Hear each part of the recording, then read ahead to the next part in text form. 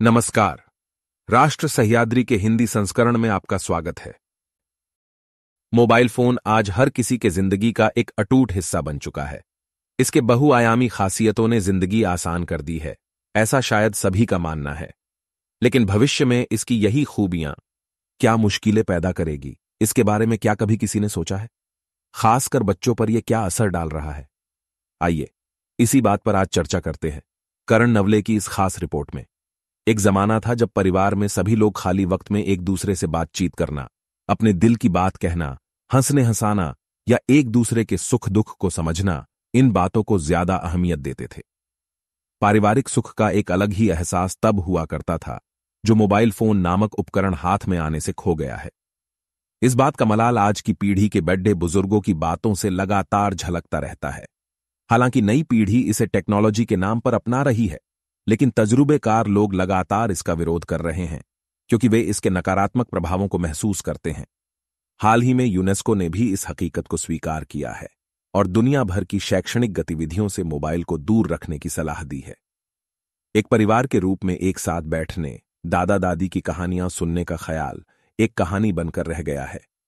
इसलिए जब सफर में कई लोग अपनी हथेली में रखे इस खिलौने में अपने सिर, आंखों, दिमाग और कानों को खोकर दुनिया ही नहीं बल्कि अपने वजूद को भी भूल जाते हैं, तब उसी भीड़ में अगर कोई एक अकेला मुसाफिर कोई किताब पढ़ता हुआ दिखाई देता है तो कई आंखें चौंक जाती हैं। किसी समय जब मनुष्य विकास के प्रारंभिक चरण में था, कहा जाता है कि उसकी एक पूंछ, नुकीले दांत और अजीब तरह से बढ़े हुए नुकीले नाखून थे।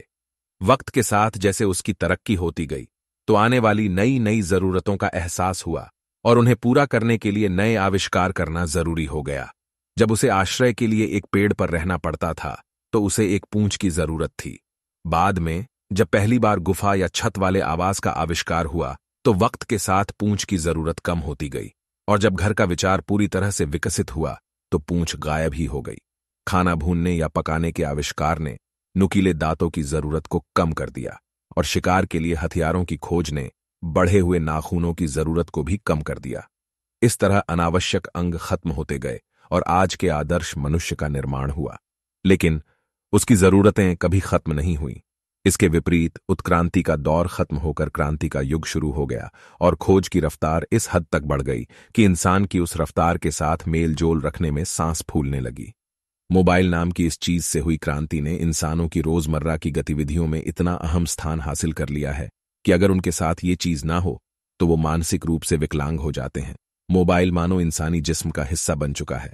इसके रोजमर्रा के इस्तेमाल की आदत की वजह से अगर कोई इससे अलग होने की बात करे तो उसे पागल या फिर पिछड़ा हुआ कहा जाएगा। अगर किसी ने मोबाइल में मग्न किसी शख्स को पुरानी पीढ़ी की सलाह की 4 बातें सुनाने की कोशिश की तो उसे सुनने या ध्यान देने की बजाय वो शख्स मोबाइल में मगन रहना ज्यादा पसंद करता है। माँ बाप अपने बच्चों के मोबाइल इस्तेमाल को कम कराने की चाहे जितनी कोशिश कर ले, इसमें कामयाबी नहीं मिल पाती है। इसके विपरीत माँ बाप को अपने बच्चों को मोबाइल फोन देना मजबूरी बन जाती है। स्मार्टफोन नाम की इस चीज ने खुद को इंसानी जिंदगी के जिस अहम दौर में कायम किया है, यहां तक कि पुरानी पीढ़ी सलाह के अल्फाज भी ठंडे पड़ गए हैं और ऐसे हालात पैदा हो गए हैं जहां यह महसूस होने लगा है कि जिस शख्स के हाथ में स्मार्टफोन नहीं है वह पढ़ाई तो क्या बल्कि जिंदगी जीने के लायक नहीं है। बच्चों के लिए मोबाइल फोन की जिद करना और माँ बाप का लिए उन्हें किसी भी कीमत पर मुहैया कराना प्रेस्टीज की बात बन गई है। लेकिन छोटी उम्र की नाजुक संवेदनाएं भी एक मुद्दा है। पिछले 1.5-2 दशकों में मोबाइल क्रांति का ये अप्रत्याशित रूप शहरी क्षेत्रों में ही नहीं बल्कि ग्रामीण इलाकों में भी तेजी से फैला है और कहा जाता है कि बच्चों की मोबाइल की ये लत छुड़ाने के लिए नशा मुक्ति के लिए परामर्श केंद्र जैसा धंधा भी शुरू हो गया है।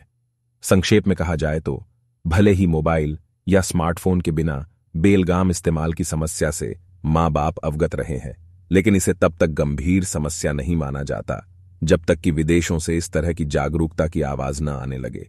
चूंकि इस संस्कार का बोझ अभी भी दिमाग से नहीं उतरा है, इसलिए मोबाइल की लत के मुद्दे पर बहुत गंभीरता से चर्चा नहीं हो रही है। लेकिन अब स्मार्टफोन के अत्यधिक इस्तेमाल के मुसीबत की घंटी सीधे संयुक्त राष्ट्र शिक्षा, विज्ञान और सांस्कृतिक संस्था यूनेस्को की ओर से बजने लगी है। स्कूलों में स्मार्टफोन का इस्तेमाल तुरंत बंद किया जाना चाहिए। संगठन की रिपोर्ट में की गई इतनी गंभीर सिफारिश से भारत की भावी पीढ़ी को अपनी मोबाइल लत की आदतों पर गंभीरता से विचार करना होगा। दूरस्थ शिक्षा माध्यम के रूप में स्मार्टफोन का उपयोग करने की क्षमता के बावजूद वे आमने सामने होने वाली बातचीत के माध्यम से अनुभवात्मक शिक्षा जैसे लाभ प्रदान नहीं कर सकते हैं। इसलिए शिक्षा प्रणाली में स्मार्टफोन का उपयोग बंद होना चाहिए, क्योंकि स्मार्टफोन का इस्तेमाल करने वाली छात्रों की पीढ़ी को इनके फायदों से ज्यादा नुकसान झेलना पड़ रहा है। यूनेस्को ने यह स्पष्ट राय व्यक्त की है। बाल अवस्था के विद्यार्थी अभी इतने परिपक्व भी नहीं हैं कि मां बाप की इन परेशानियों को समझ सकें।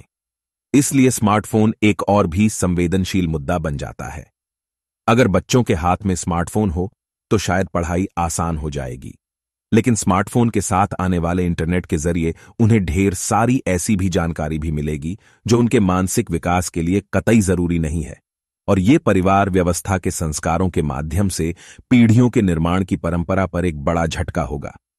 बच्चों के हाथ में मोबाइल फोन पर नियंत्रण के लिए यूनेस्को रिपोर्ट की चेतावनी और हमारी परंपरा की शिक्षाओं का सही संयोजन जरूरी है। बस इस पर अभिभावकों को विचार करना चाहिए। हमारे ये बुलेटिन आपको कैसे लगते हैं, ये हमें कमेंट करके जरूर बताएं। हमारा हर बुलेटिन आप तक सबसे पहले पहुंचे, इसलिए सब्सक्राइब जरूर कीजिए और लाइक करना भी मत भूलिए। धन्यवाद।